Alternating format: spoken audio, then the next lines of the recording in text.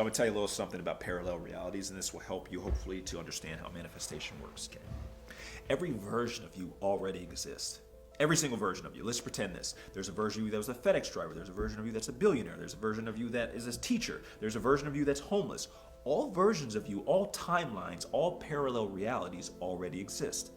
Which one you're on is directly linked to your thinking and your perspective. So if I view myself as unworthy, maybe I'll move to that timeline that if I keep going, I will end up as a homeless person.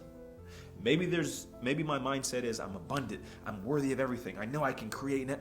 Maybe you're on the timeline of being a billionaire. You jump timeline to timeline.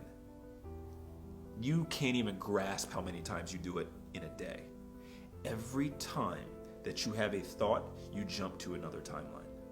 The key to creating your life consciously is you figure out where you want to go, and then you write down all of the energies, the emotions, the thought forms, the perspective that timeline has, and then you have to hold the thoughts and the emotions of that timeline, and then you will stay on that timeline. But here's the next thing.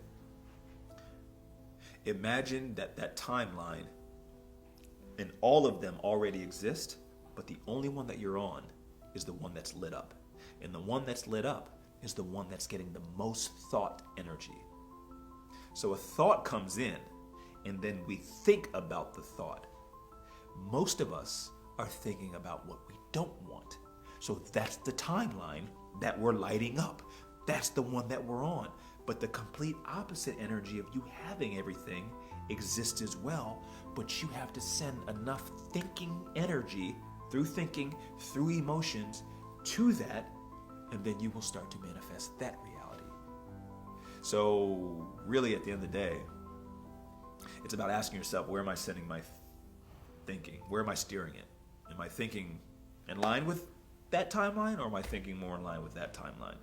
And then the timeline that gets the most thought energy, that will be the one that manifests in your reality.